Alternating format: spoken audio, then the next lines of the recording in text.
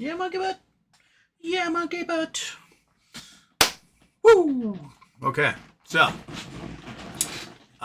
Waiting for. Oh, shoot, I forgot the water. 1 sec. Water. Water.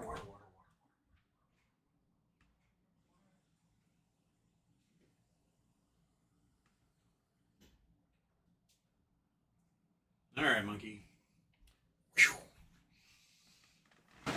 The dog is warm. All right, so, Ramez Jamali, he's a whale that's in the BBBY play. At one point, had over 6 million shares. He's made some claims over the past couple of weeks that are quite interesting. Today, made claims that or showed that Ryan Cohen owns 2.78 million shares of BBBY. And then when people went digging, they think it's from this funicular holdings LP deal for debt for equity swap. So apparently, it appears as though Ryan Cohen bought bonds, convinced the board to swap it into equity, and then got that equity, those 2 million plus shares, which means he's a big holder in this play. Ramez reported that he had over 6 million shares of BBBY at one time, and that he has basically been selling those shares OTC at certain price levels, like 40, 50 bucks a share, hundreds of thousands of shares at a time, and has made quite a bit of money on that. If you are wealthy enough to be an accredited investor like that, you probably have access to things that the rest of us don't. Now, what does that mean? In the piece that Ramez showed, Ryan Cohen with his 2.78 million shares qualified as a 10% owner in DK Butterfly, which would imply there's only 27 million shares outstanding,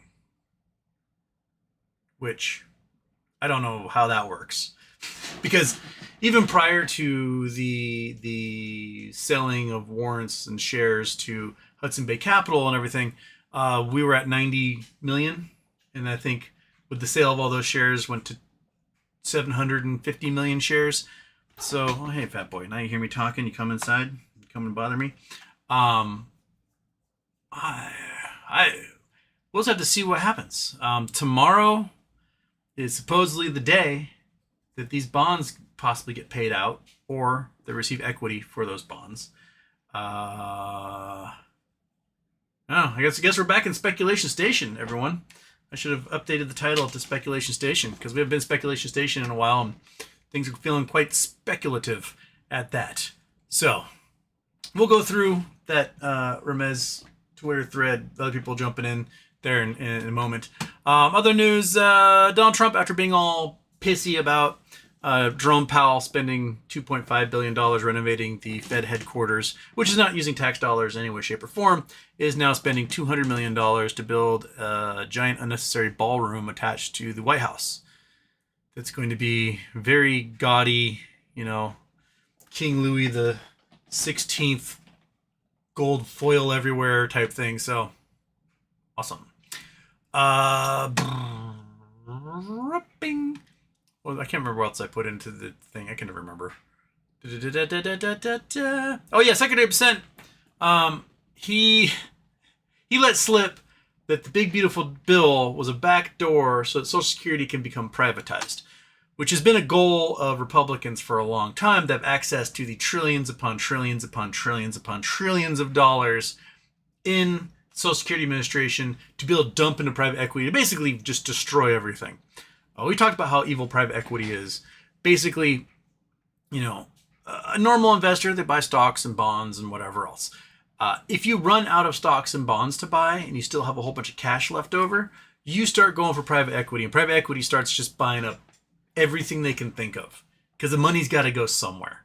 They can't just sit in an account getting interest. I got to go buy up every HVAC repair shop in the country so that there's no competition, and you might think you're hiring a mom and pop shop, but really it's us, And if you call around to get different bids, it's all going to be the same price because it's all the same company. That's basically what private equity is doing. So Social Security is the single largest purchaser of U.S. Treasury notes, bonds, like our debt. This Social Security buys these Treasury bonds. Interest collected on those Treasury bonds goes to pay out people's Social Security. Right now, Treasury auctions are a massive failure, and it's causing interest rates to go up. Because if you're at a Treasury auction, they say, hey, we've got $100 million in bonds. What will you take them for? And people basically bid. Whoever bids the lowest interest rate is who gets the bonds, right? So if you bid 3% and no one else bids less than 3%, you get those bonds and you get a 3% return on them. If people aren't there to bid and there's no competition to bid, the interest rates keep going up until someone finally agrees to take on those bonds. Back in April, they had to cancel a Treasury auction because no one showed up. Because international Treasury buyers are the second largest group of bondholders. And they didn't show up to the auction. So there was no one there to bid. And so the interest rates would have gone infinite, basically. Because if no one's bidding on it, you keep adding interest rates. So if we remove Social Security from the bidding process for U.S. Treasury bonds, interest rates are going to go through the roof because you've lost the number one and the number two largest purchasers of Treasury bonds in existence. And whoever's left, well, they don't have to do shit. They can just sit there and wait for interest rates to go to 10, 12, 15% because they'll be the only ones in the room doing any bidding. Which means we're going to be entering a whole huge inflationary environment. Like, this is... Anyway, so they're all just a bunch of evil motherfuckers. That's what it comes down to. Anywho, how about we do the butterfly intro? Right? Wait, butterfly intro was broken last time. Shit. What if I go like this and I browse, right? And for some reason, no, Windows Explorer, don't you dare crash on me. Not in the middle of a show. Come on, man. Here we go. Okay. Where are you? Houston, we have logo, shit show, dark intro, butter. I think that's what we want. Open. Yes. Okay. Close. Are you going to work this time? Right. Oh, crap. You're not working. Okay. Nope. Stop. How do I stop you? Stop. I'm going to trash you. Boom. Eat shit. Go away. Okay, add a source. We're going to do media file. Yes. Add source. Add new source. Butterfly. Intro. Add source. Browse. Butterfly. Open. There it goes. Alright, now let's need to other side.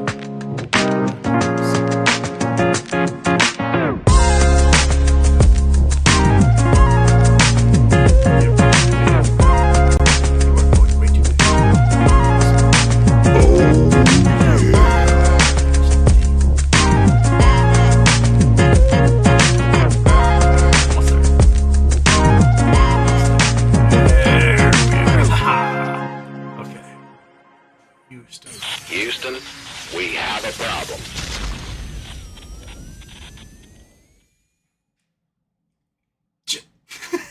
Okay, well, it's a process, everybody.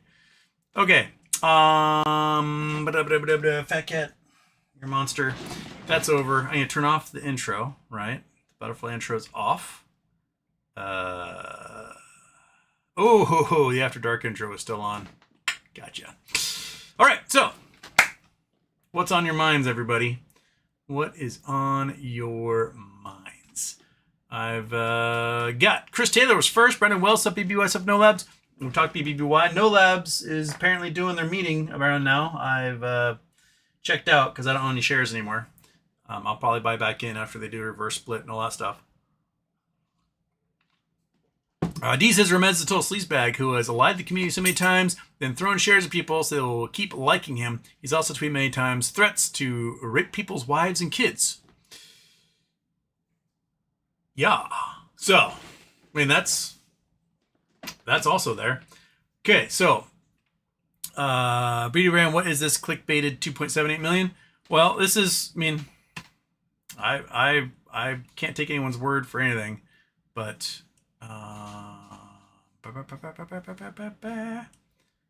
okay, so Ramez, he tweets out, told you that RC still owns BBY shares, told you guys on a space call. So companies report insider positions. SEC filings indicate Ryan Cohen's reported holdings and or trades in the following companies.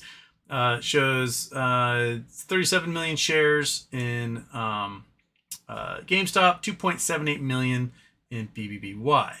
Now, where did... Okay, so Bobby Cat, he found the funicular funds exchange bonds from 11/9/2022 for 2.763 million shares of common stock, and then BBBY registered the newly created shares from the bond exchange for resale on behalf of the selling stockholder. So basically, funicular had a bunch of bonds, converted them into equity.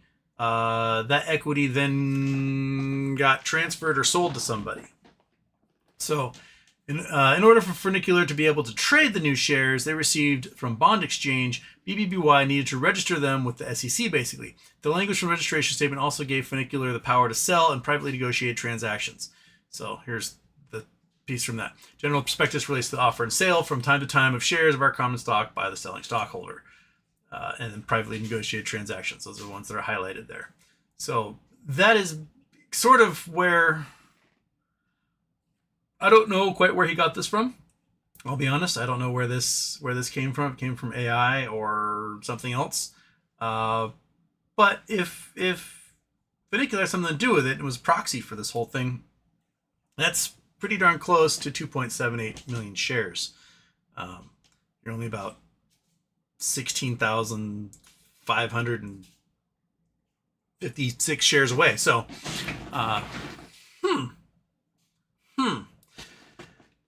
But, you know, I'm fully prepared that tomorrow at the show, I don't open my Martinelli's.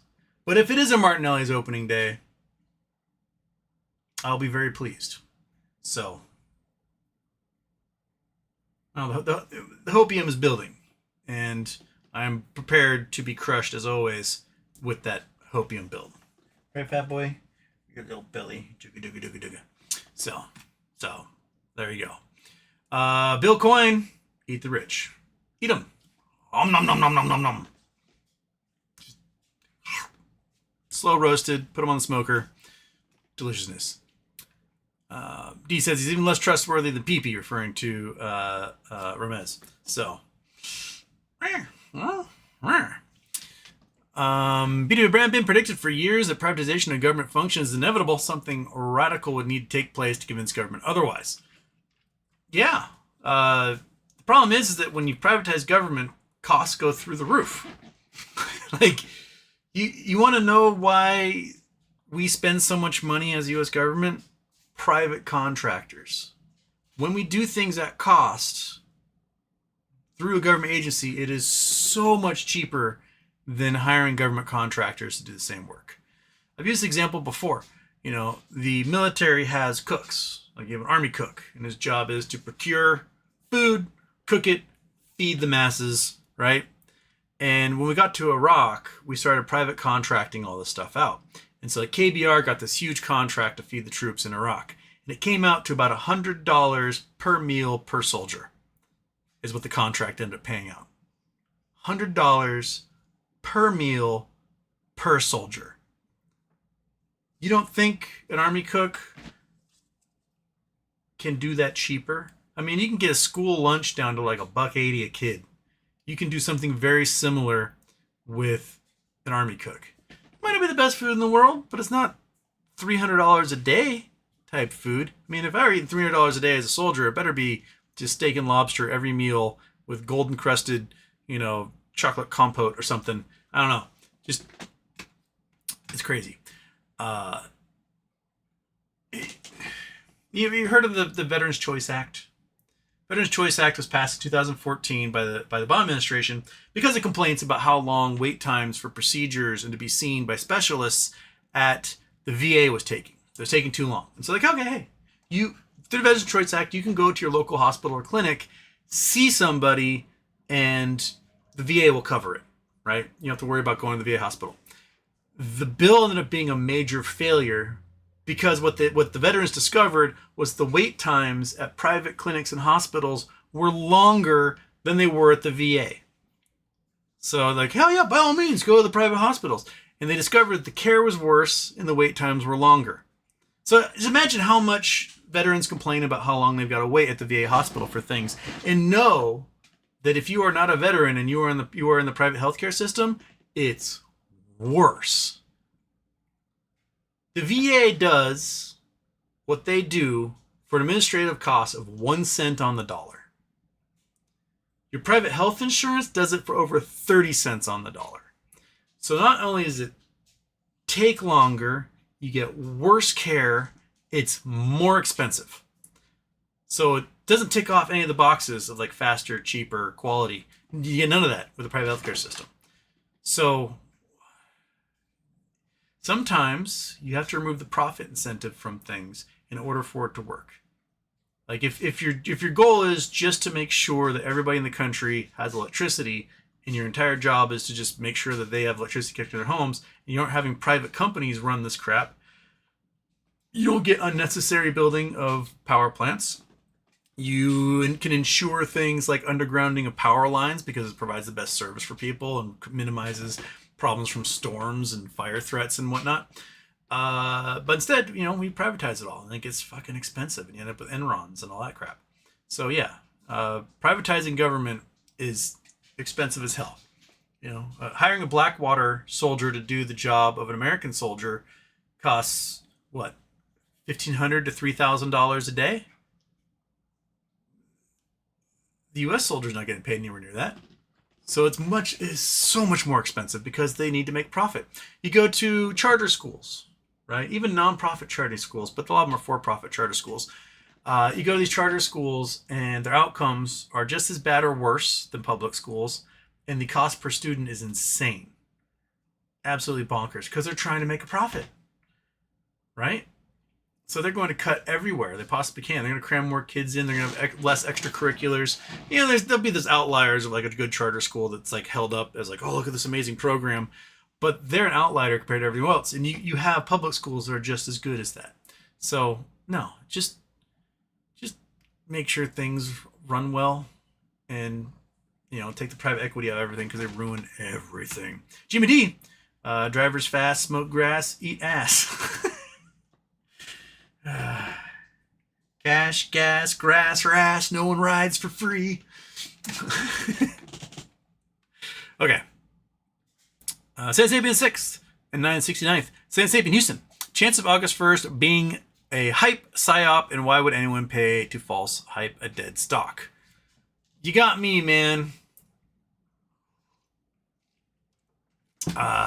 You got me. So, I don't know. I don't know. I don't know why they would do it. I don't know why they would bother. There's a lot of things coming to a head kind of all at once here. Got Doug Sifu is out at Virtue. Like, the king of being a dick to retail investors online is gone. He no longer has a job after getting kicked out of hockey as well. You would have to be a monster to have a sport that basically bludgeons each other for fun. Be like, that's too much, bro. So, yeah, that's, I don't know. And what are the chances that someone is paying people to hype a dead stock? I don't know. Julio's throwing out some lurker fishing. Fer Garcia got one. Anonymous got one. Justin got one. Brian Collins got one. Huge Unit and David Wright. Well, I don't think we got any lurkers on that one. Maybe Justin. I think Justin's commented before. But It's a valiant effort. It is a valiant effort. I guess no, Almoth was just commenting. He didn't get one. But, thank you, Julio. Darren, Battlefield 6 reveal came out today. Are you a gamer? If so, what's your go-to game? If not, how many innings in a baseball game? I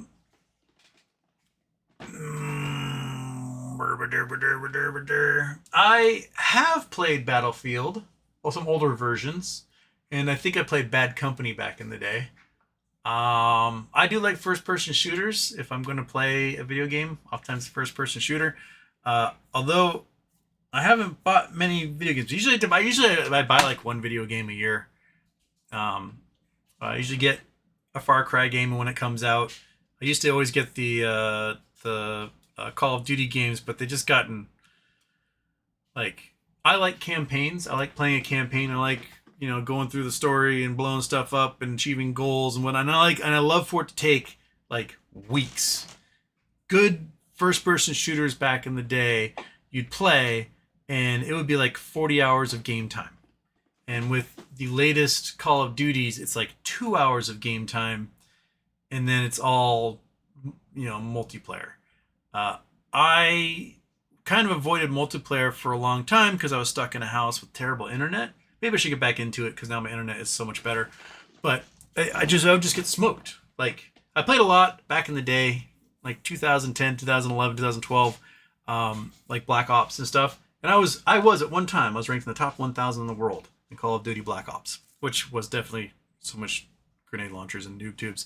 But I moved and my internet got terrible, and I could not have the response. I would just get smoked before I could even I would pull up the gun, I would shoot a guy, but the internet would not acknowledge it, and that guy would just kill me. I'm like, but I pulled the trigger before he did. What the hell? Because my lag time was so bad. So I haven't really played much multiplayer. I like campaigns. I like a campaign. I don't want to I don't want to sit in a room and listen to people just call each other slurs and stuff all day long. It really bums me out. So yeah, I like cathartically shooting things. I've been playing Red Dead Redemption 2 through again. That's fun. Yeah. How many innings in a baseball game? Well, there are 9 innings in a baseball game, unless you are playing at different levels which have mercy rules, where if a team's up by 5 runs by the 5th inning, the game is over. Or sorry, 10 runs by the 5th inning, the game is over. When we were in Europe, we actually played with mercy rules over there because we were a Division I team. We had players who had played professional ball in America, college players. We were really, really, really good. And sometimes we'd play like a Division III team, which was basically like playing a little league team full of adult men who had never played baseball before. And it would just be cruel. We'd be up like 20-0 by the 4th inning. And it'd be just like, we're just going to mercy this one right now. It's next time you're up is the last time you're up. Otherwise, the game would just take years to finish because we would just be getting so many runs off of them. And then at that point, it's not fun for anybody. But theoretically, baseball games can last forever. If the score remains tied, 19-20. I think the longest game ever was a 34-inning game between minor league teams. What was it? It was like Pawtucket and someone else. I think Cal Ripken was on that team. And the game took so long to actually stop playing. And when the teams meet up again, they continued the game for like another 10 innings or something before they finally had a winner come out of it. But yeah, theoretically, it can go forever. Fer Garcia sends a super chat. They hammered the shit at Amazon today. Very sus. Also, where's your P.O. box info? Is it not in the description? Shit. Unless I accidentally erased it. Oh, crap. My P.O. box get zapped? What the heck? It did. How'd that happen? Kitty, why are you biting my arm, you little weirdo? Ow, cat. Weird. I somehow got rid of my... Huh. That's strange. Okay. let me put this in here. P.O. Box. Houston, Wade. P.O. Box 4645.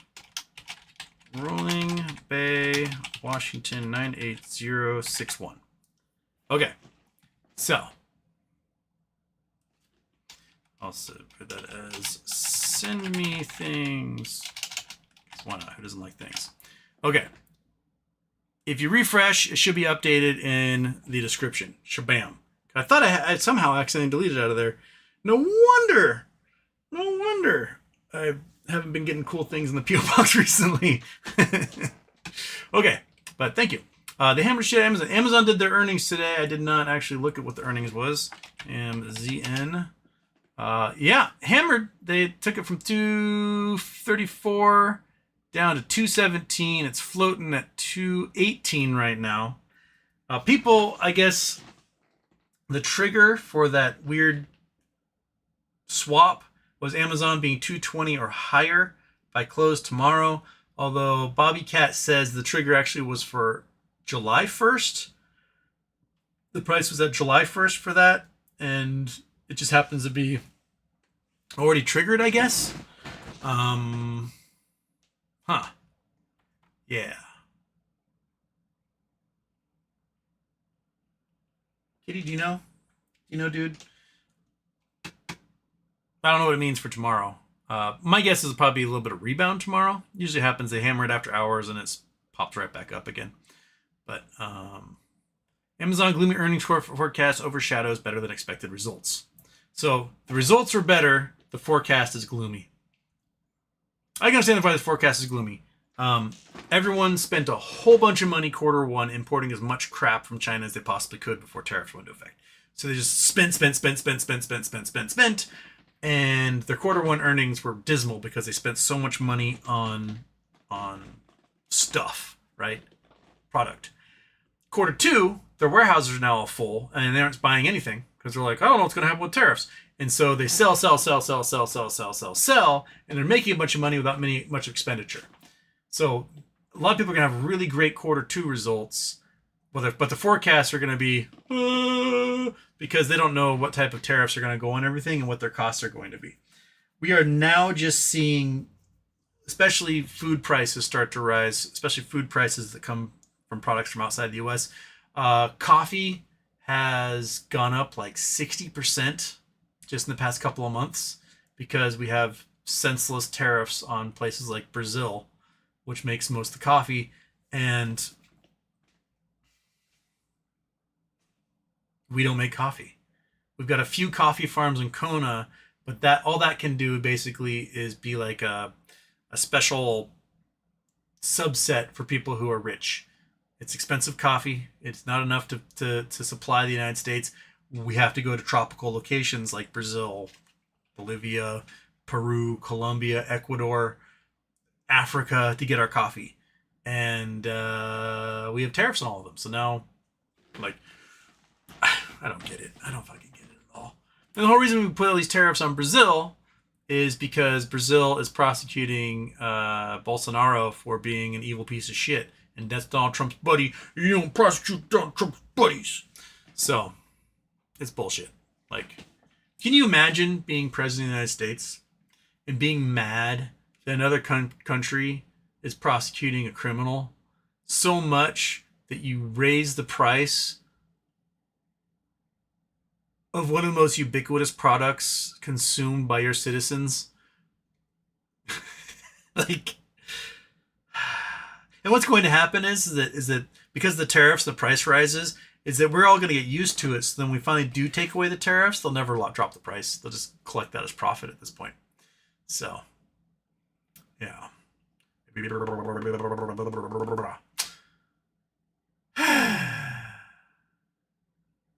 All right. Chris Taylor, Ryan gonna be rich when that $100 per share payout comes through tomorrow. Lol. Wouldn't that be fantastic if it's 100, if it's 200, if it's 300, if it's it'd be just, it would warm my heart. I would spend some money on some confetti. Right, little fat guy. Yeah. So But you know what? I'll believe it when I see it. Until then, maybe a little bit of this, but a lot of thumb twiddling, going on, and just gonna keep twiddling and twiddling and twiddling and twiddling and twiddling. And 9 says Amazon tanking wasn't the hopium for Amazon 220 Friday. That I thought it was 220 Friday.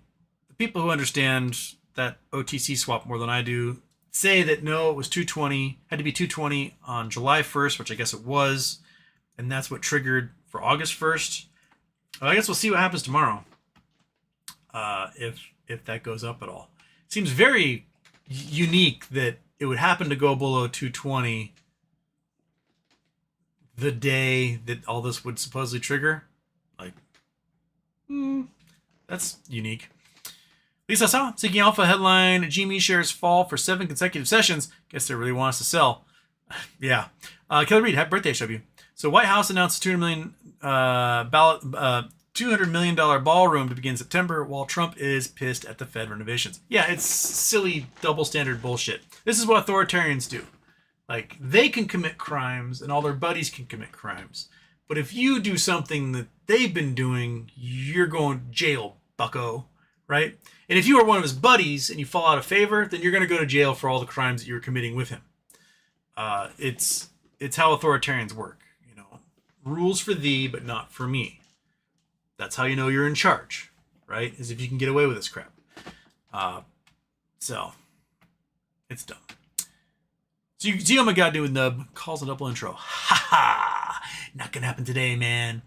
Snurt says, "Oh, Houston. Javier, Houston. Hell of a trade deadline. Yeah. Holy smokes. The Twins basically got rid of their entire roster. Oh,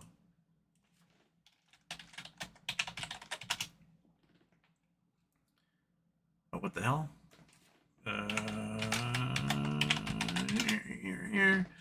So Minnesota traded Carlos Correa back to the Astros. They traded Castro to the Cubs. Man, just they trade Violent and Ty France to the Blue Jays. Goodness gracious. Man, Ty France is starting to get around now, isn't he? Theory of last minute Twins trades all but strips roster to its core. Mariners got Suarez back last night, so we've got some pop at third base again. Ben Williamson is a fantastic fielder, but my God, is he an abysmal hitter. Absolute weak sauce.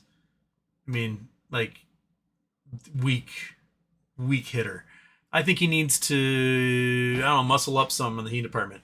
Now, Suarez is a Gold Glove caliber third baseman, and he mashes. He does strike out a lot, but, Julio Rodriguez and Kyle Raleigh both have more strikeouts than he does.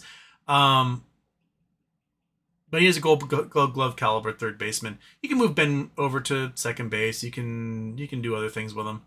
But now we got, two corners that can mash the ball. We got, half the infield from the Diamondbacks now. We traded Tyler Locklear, which is, I think that's going to bite the Mariners in the butt in the end. I think Tyler Locklear is going to be a perennial first base all-star who hits like 40 home runs a year type guy. He's currently leading all of AAA in basically every offensive category. I think he's second or third in batting average, but he's going to be a monster. So hopefully Suarez sticks around and makes that worthwhile. Jules Mammy, Super Chats. King Trump just signed executive order to modify reciprocal tariff rates. Canada just got zapped Bloody Friday. I did not buy options at close. I was like, I'll buy options at like 12:55 p.m. Pacific, which is 3:55 East Coast. And I forgot. And then I looked at my clock and it was like 1:09. I'm like, shit. Yeah, I think it's going to be a bloody day tomorrow. It's going to be a real bloody day tomorrow for pretty much everybody across the board. Kitty. Why? Why did I do that? Arr. Arr. So, yeah. Where was I? That was Kelly Reed. We're doing Nub. Danny Motes. Hey, Houston. When can I short the out of Carvana? They beat earnings, but aren't worth $400. Carvana does like a $10 to $15 up and down almost every day. I'm pretty sure if you really wanted to, you could just buy calls and puts at the end of the closing day. and then sell them at some point sell them both for a profit at some point. Carvana is crazy. It appears like they are definitely part of some sort of organized crime syndicate. If you look into it a little deeper, you go, oh, these people don't seem legit at all. So it's probably coming. I mean, the number of cars getting repossessed right now is insane. 2 years ago, we were at like 18,000 cars a month being repossessed, which was like records. We are dwarfing that at the moment. Something ridiculous, like 10% of all car notes are in default. Cars are too expensive. Interest rates are too high. I picture it all coming down. Hey, buddy, where are you going now? Going that way? All right.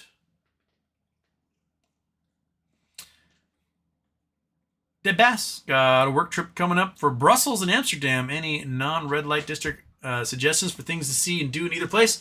I have never been to Brussels or Amsterdam. My sister worked in Amsterdam for a little while, but it sounded like she was a workaholic and didn't really do anything fun while she was there. So I don't know. See a windmill. Go for a bike ride when you're in Brussels. Drink some Trappist beer. Have a waffle. Chocolate. I don't know. Throw an egg at a King Leopold statue. Something like that. And Javier Houston, hell of a trade deadline. Mm-hmm. Dead Bass. Did that one. 469. Hey man, has anything actually picture interest for tomorrow? Peaked interest? Is that what he's trying to say for tomorrow? Has any could actually be it? I think you're asking, can tomorrow be it? I've got the fingers crossed, got the toes crossed. I'll cross all the fingers and then I'll cross the arms. Man, God, I hope so. I want to be so done with this crap. Not that you folks aren't lovely people and everything, but I would like to be able to just turn my brain off, not have to keep up on current events as I do so I can talk about them, and read some books for fun. I miss reading books for fun. I don't have the time in the day at the moment to do much. And I actually look forward to like airplane flights now because it gives me like 6 hours of reading a book, which I just don't really get to piece together much at the moment. So yeah. Aaron Heiss, 24, I think. I have a theory that all the Theta Gang apes selling covered calls on Jimmy are effectively setting a ceiling on the price. What are your thoughts? I mean, if they're selling all those covered calls, then they're making lots of money off of selling those covered calls, right? When the price surpasses the strike on those calls, all those shares get sucked out of their accounts, and then they don't have shares anymore. So the key to selling covered calls is you sell weeklies, you sell far enough out of the money that it won't trigger. And if you see volatility coming, you don't sell any covered calls. Otherwise, you can lose the entire shebang and it's gone. So yeah, I think you're right about that. If there's a whole bunch of folks who have, there are millions of shares DRS'd and whatnot, but they're selling covered calls, when those calls trigger, all those shares get sucked out of their account and then that's it. Gone. I remember must have been like 2021, maybe. There was a guy who used to show up in our chat a lot. And I'd see him over, on Girk's channel and whatnot. And he'd had 200 and something thousand GameStop shares, like just a boatload, just absolute crap load. And he was selling covered calls. And then we had a week of volatility in like November 2021, where the stock price went from like 150 to 250, and he lost all of his shares, gone. And then he was all pissed at everyone. How dare you? And like, what do you think covered calls are, man? It's not just manna from heaven. You were guaranteeing a price on that stock that when it triggers, you must give them all those shares and you get the cash in return. And I've not seen him around in chats since. Sounds like he was just like, out of here. So yeah, if you are selling covered calls into a volatility cycle, you are definitely putting a ceiling on the price because a whole bunch of shares are going to get sold regardless of what the actual demand will go to. So if it comes to volatility, don't sell those covered calls. Lay off it. Esco says should have bought Amazon puts. Oh, we all should have. N9 wants to see triple intro. Lisa, we all knew Amazon guidance was going to suffer from tariffs, even had a template for before, after tariff prices, consumers compare. Yep. D was the Amazon theory supposed to if it stays over 220 or if it just hit? Again, I'm not entirely sure. Others who understand the code better than I do are claiming that it had to do with July 1st, $220, and then that sets up for the swap on August 1st. We'll see tomorrow, man. I don't know. I honestly don't know. Citizen 54 loves hype dates, whether it happens or not. It gives us something to talk about, that's for sure. Louis throwing stickers out there and says, Moas. Jersey's here. Go BBBY. Louis, Amazon's at 218 after hours at the moment. Amazon, I'm here for the baseball talk. Oh, man. The Rangers and the Astros loaded up. I think it's going to be a very interesting playoff picture for the Mariners here. We got 3 teams that are vying for it, and they'll think they can do it. And a whole bunch of teams just selling like crazy. I can't believe Arizona just liquidated. I can't believe the Twins liquidated. It just is silly to me. But here we go.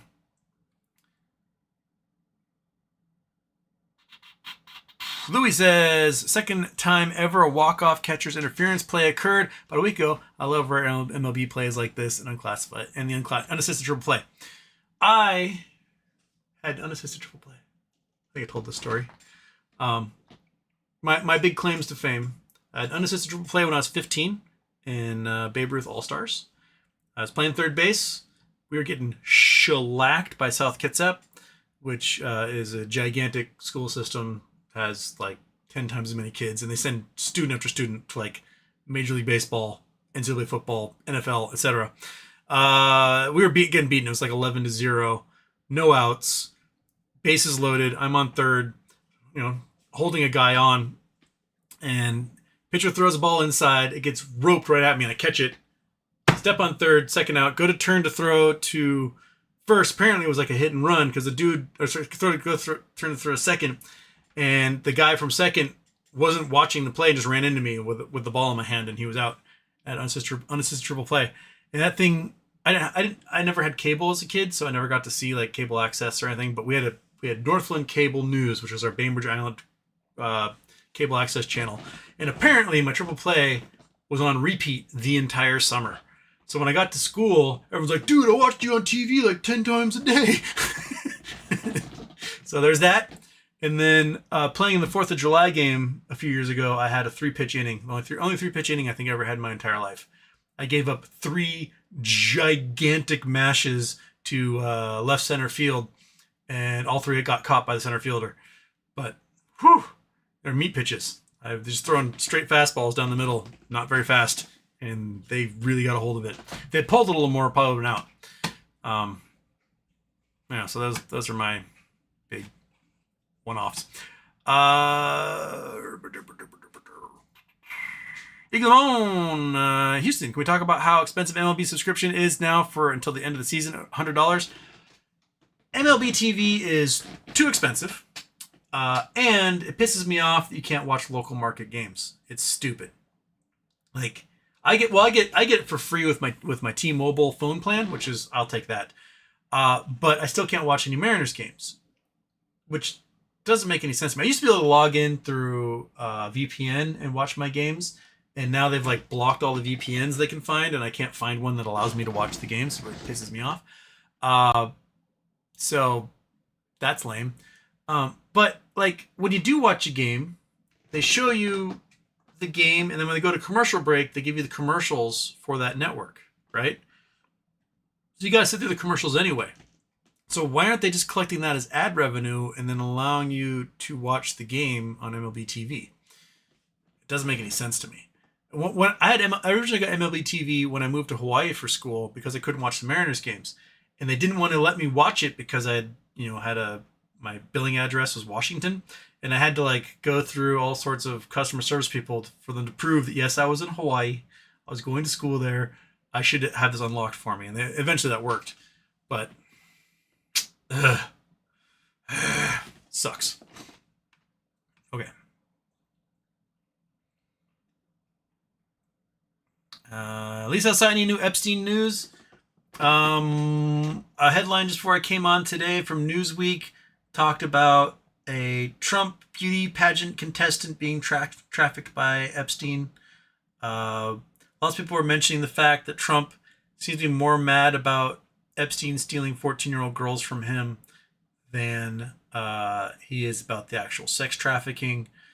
A lot of talk about Melania being involved in all this because she, got introduced by these traffickers to Trump. First time Trump ever banged Melania was on Epstein's pedophile plane. And she's in all those pictures with all of the other little pederasts and whatnot who are involved. So, that's all I've seen recently.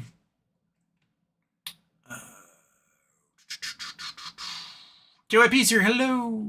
Where Wander's here as well. Hello. Olga Natswatsky. Ron going to dilute us in oblivion this time again. Yeah, they're going to dilute it like crazy, and then they're going to do a reverse split because the price will be like 10 cents a share. Actually, it's not Ron doing it now. Now it's Gary, the new CEO, who's doing it. So they just need to get this stupid thing to the FDA so it can get approved. Just send it. Just send it in whatever form it is now, because everyone who's working at the FDA is so unskilled at everything they do, they're just going to approve it anyway. So let it happen. Okay. Whisker Biscuit in Seattle area for a week, starting down near Rainier just for 3 days and going to Seattle. Just did the 3 boroughs and Fremont hikes and back. Kicked our butts. Camp Muir tomorrow. What are some must-dos? Let's do things in the area and best breweries, wineries. Thank you. You're outside in the dirt. You're covering dirt again, monster. Well, if going Camp Muir is awesome. This time of year is fantastic. Years ago, my best friend and I, we did turns all year. And so we made sure we went skiing every month of the year. And in the summertime, Camp Muir is the place to do it. It's beautiful. You hike up on the glacier there. There's like a little hut and stuff. And it's a good spot. The sunshine's very warm. In the shade, it's very, very cold. Things to see and do. I mean, if you're in that area, you can go over to Chinook Pass. There's some really cool alpine lakes there. Monster. Stop being such a dick. What'd you do with it? Where'd it go? You dropped. Oh, you did. You dropped it. You dick. One sec. You won't leave me alone unless I give you drugs, will you? Yeah. Yeah. Okay. So you get yourself into Seattle. Do the waterfront. The new waterfront is amazing. Lots of like cool little swings and parks and vendors and food places, and it's beautiful. It's along the water. You go up into Pike Place Market. You get great views. I highly recommend it. It's a very good walk that Monkey Butt and I do. Swing by my friend's restaurant at Pasta Casalinga. Get some of the best pasta you've ever had in your life. Other things in Northwest. You can go to waterfalls. You can go to Snoqualmie Falls. You can head up. I mean, there's lots of lake hikes and things like that to do. Do one of the harbor tours, rent kayaks, rent paddle boards, rent the hot tub that motors around Lake Union. Eat seafood. Lots and lots of seafood, sushi, teriyaki. Teriyaki is a Seattle thing. As Japanese people came to Seattle, created teriyaki. It is a Seattle thing. Take a fairboat ride, wander around some towns, looking at things, going, "Oh, that's how they live." You can always go to Seattle Center and the Space Needle, although Space Needle's gotten freakishly expensive now. It's cheaper to go to the observation deck at the Columbia Tower if you want to have a big view of everything. Also, you can like pee in urinals that overlook the city, and that's really exciting. Kitty, what else should we do?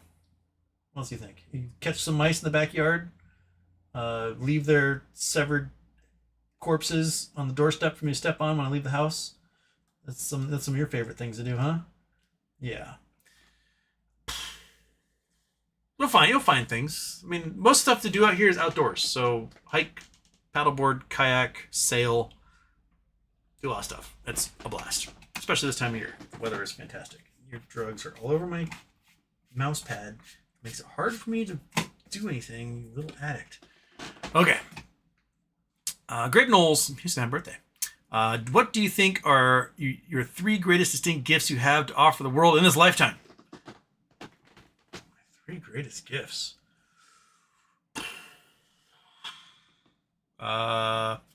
Trivia. Solitaire tournaments. And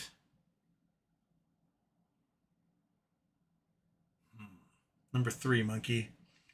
I know they're the best things in the world. Internet debate. There we go. Those are my 3 greatest talents.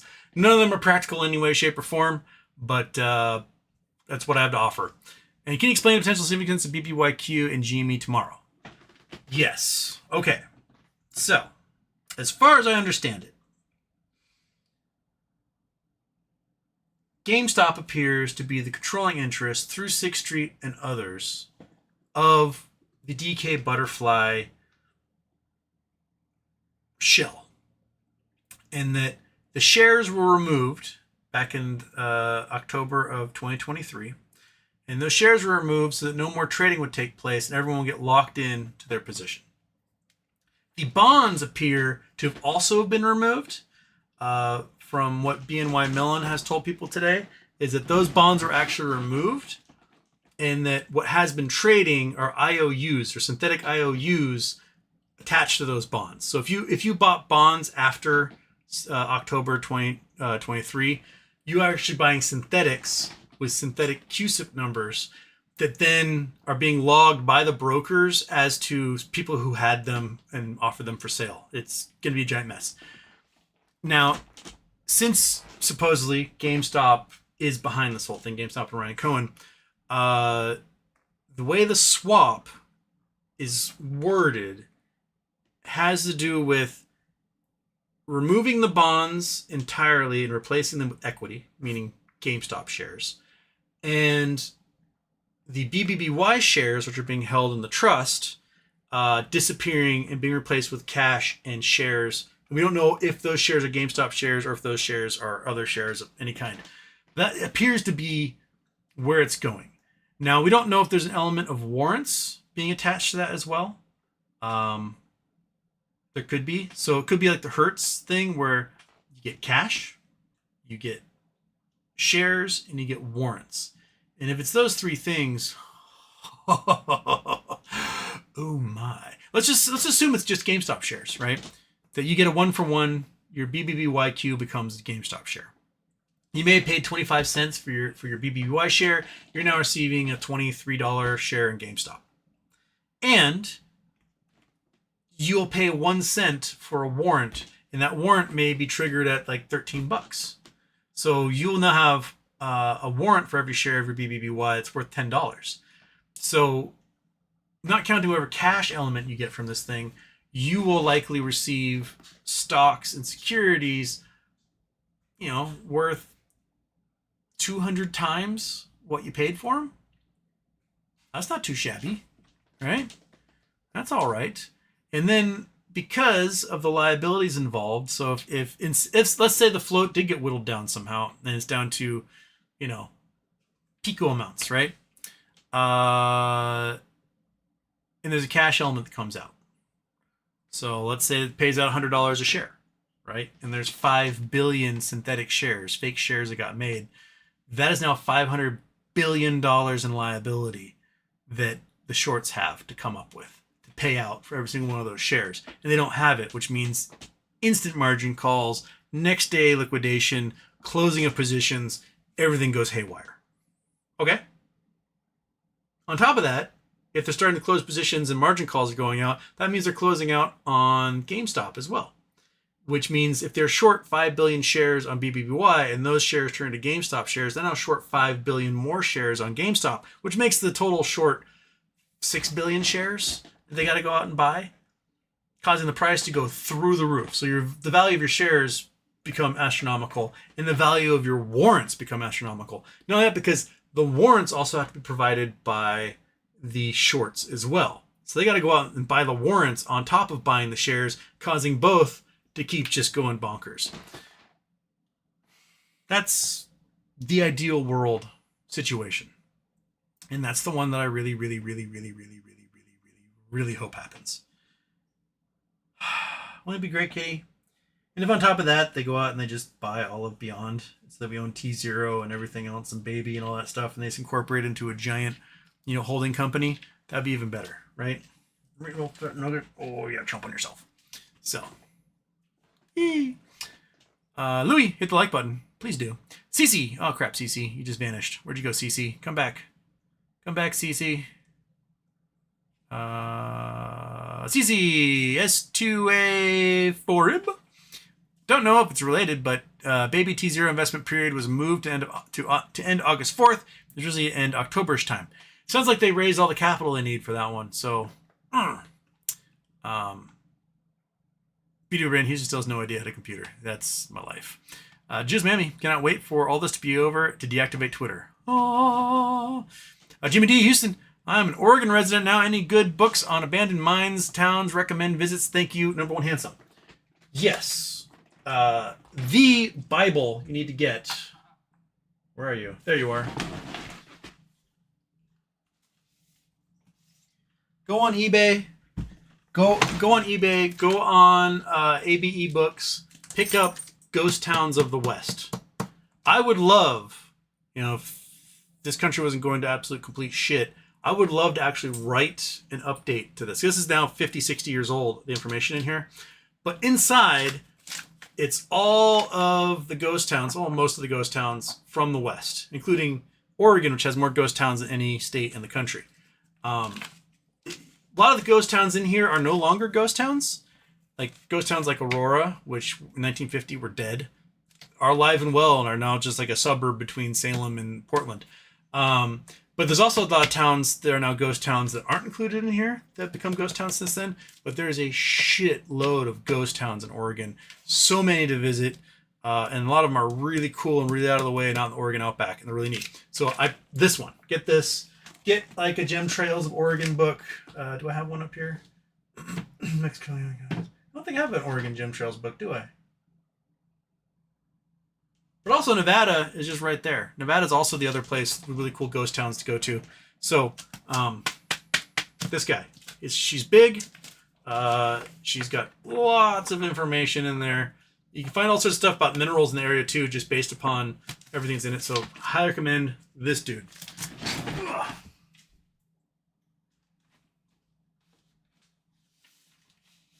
My version has survived many years, including being flipped in my truck and spreading across the desert.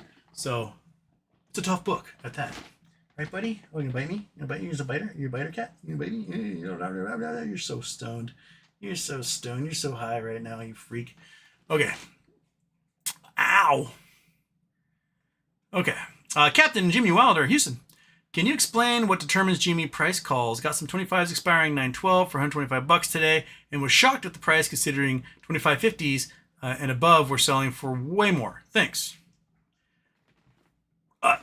There's generally a calculation that goes in that calculates, implied volatility, which is probably the most important component for big volatility of the price, which says how likely is the price to go woo between now and when it expires. The time it expires, so how long until it expires, and then the price of the stock itself. And those are the big three calculations that go into it. Those are known as the Greeks. And sometimes weird things happen because based upon like supply and demand. I'll pop up and look at the options chain, and I'll see like, a stock trading at $10. $6 put is say 60 cents. And then a $5 put, which should be cheaper, is selling for $1. I'm like, this doesn't make any sense. And it just, for some reason, that happens. I don't know what's going on in that. It happens to be that someone put in a giant order for $5 puts or something and caused the price to go up. I don't know.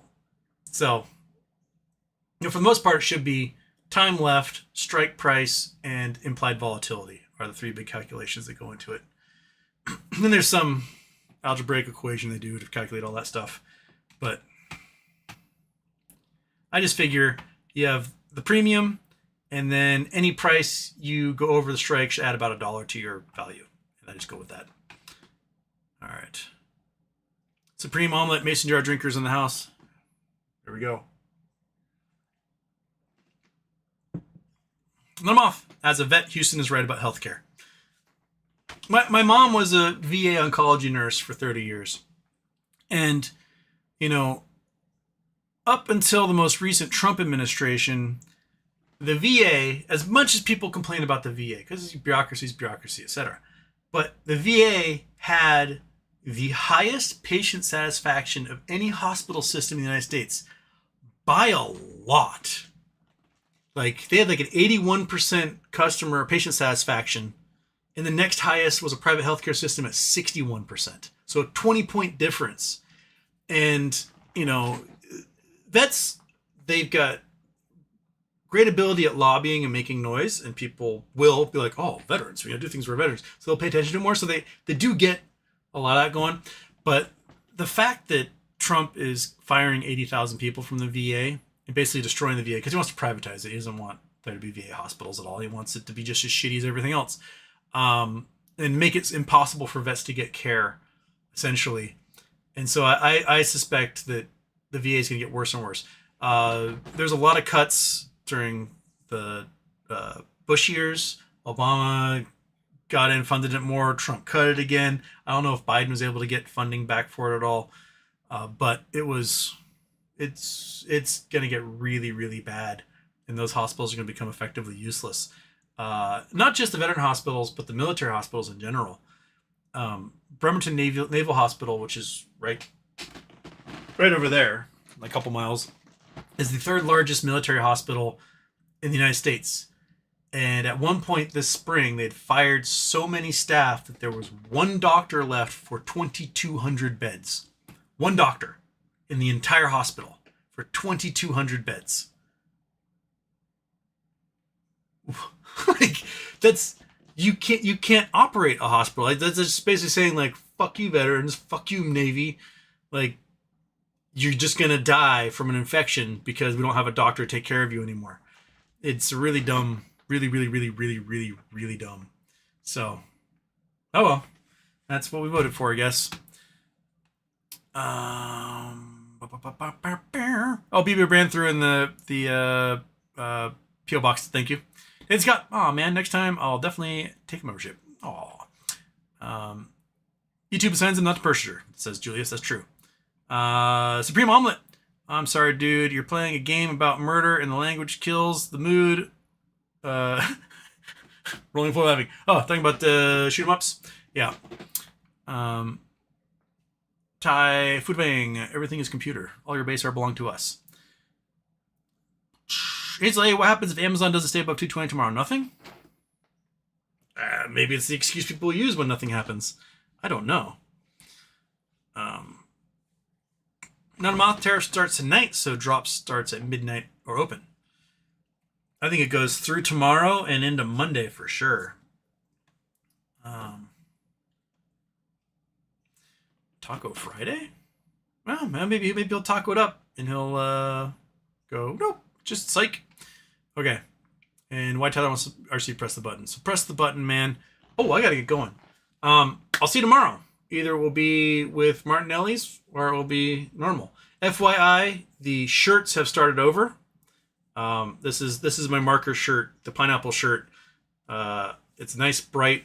I know where it is in the line. So this shirt comes off, it goes in the closet, and everything that behind it is ones I've worn. And when I get back to the pineapple shirt, it starts all over again. So look for the shirt adventure to renew. All right. Shall we butterfly it again? Butterfly. Bam.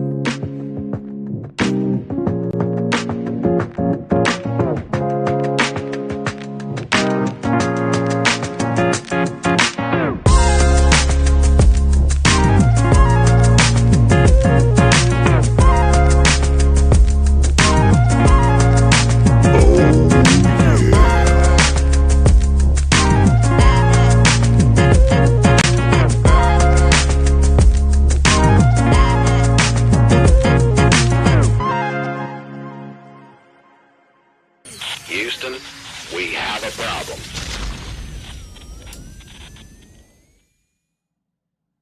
Bam! See you tomorrow.